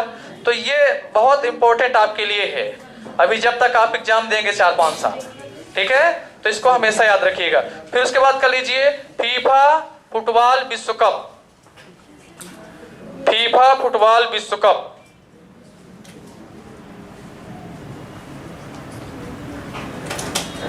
फीफा फुटबॉल विश्व कप 2021 में कहां होना है? भारत के उत्तर में, भारत का पड़ोसी देश। कॉमन सेंस लगाइए, छोटे देश में तो होगा नहीं, चीन है ना? हाँ, चीन लिख लीजिए। ठीक है, उसके बाद कर लीजिए 22वें राष्ट्रमंडल खेल। हाँ, चीन में होगा 2021। 2021 है? नहीं, चीन है। दोहा में तो हो चुका है खेल। सर 18 में 22 में होना, 4 साल में हो जाती है।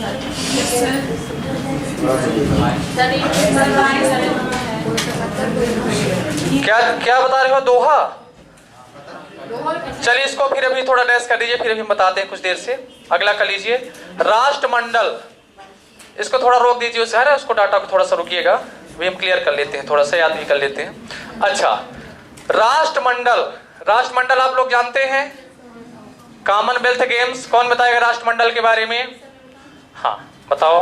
कॉमनवेल्थ से मतलब एक संगठन भी है। हाँ, तो हाँ। मतलब उन देशों का खेल ग्रुप है जो ब्रिटिश सरकार के गुलाम रह चुकी है। बिल्कुल, बहुत बढ़िया। पहला कहाँ हुआ था कॉमनवेल्थ? कनाडा के हैमिल्टन सिटी। कनाडा के हैमिल्टन सिटी। कब हुआ था? 1930 में। 1930। हाँ, 1930 में पहला राष्ट्रमंडल खेल हुआ था। आपको हम समझदारी के लिए बता दें कि जो राष्ट्रमंडल के खेल हैं ये वो देश मिलकर खेलते हैं जहां पर कभी ब्रिटेन का औपनिवेश हुआ करता था। औपनिवेश यानी वो देश जो कभी इंग्लैंड के गुलाम थे, उन देशों का ये पूरा एक संगठन है, कॉमनवेल्थ संगठन, और उन्हीं संगठन के द्वारा कॉमनवेल्थ गेम्स का आयोजन होता है। तो नोट कर लीजिए। हाँ, 22वें राष्ट्रमंडल खेल, 22वें राष्ट्रमंडल खेल बर्किंघम, या है ना, बर्किंघम ब्रिटेन, बर्किंघम ब्रिटेन।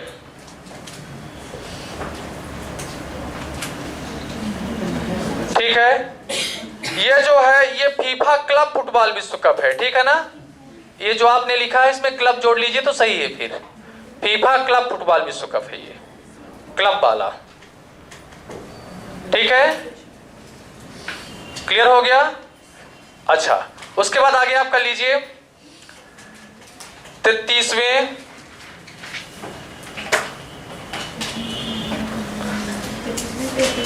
तो हो गया, 34वें कर लीजिए, क्योंकि 32वां आपका टोक्यो में हुआ, 33वां कहाँ हुआ, पेरिस में, और 34वां कर लीजिए 34वें ग्रीष्मकालीन ओलंपिक खेल। ये एमपीपीएससी में पूछा था, 1 साल पहले पूछ चुका है इसको। हाँ, 34वें ग्रीष्मकालीन ओलंपिक खेल 2028 में हुआ लॉस एंजिल्स, अमेरिका। अमेरिका का बहुत बड़ा शहर है, वहां की फिल्म सिटी भी है, Los Angeles, Los Angeles America.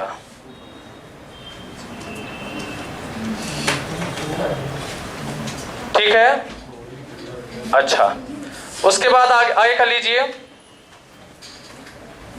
हाँ, पुरुष आईसीसी 2020 वर्ल्ड कप आगामी कहां होगा, 2021 में भारत। पुरुष आईसीसी 2020 वर्ल्ड कप भारत। ठीक है, भारत में कब होगा, 2000। हाँ, महिला T20 विश्व कप या महिला 2020 विश्व कप 2022 में कहां होगा, दक्षिण अफ्रीका। महिला 2020 विश्व कप 2022 दक्षिण अफ्रीका, लिख ली हो। अच्छा, ठीक है। हाँ, उसके बाद कर लीजिए 19वें एशियाई खेल, ये होगा हांगझाऊ में, एशियन गेम्स। 19वें एशियाई खेल 2022 हांगझोऊ, चीन। हांगझोऊ लिखते बन जाएगा, चाइना के नाम भी थोड़ा सा अटपटे हैं। हांगझोऊ, चीन। ठीक है, कौन बताएगा एशियन गेम्स के बारे में?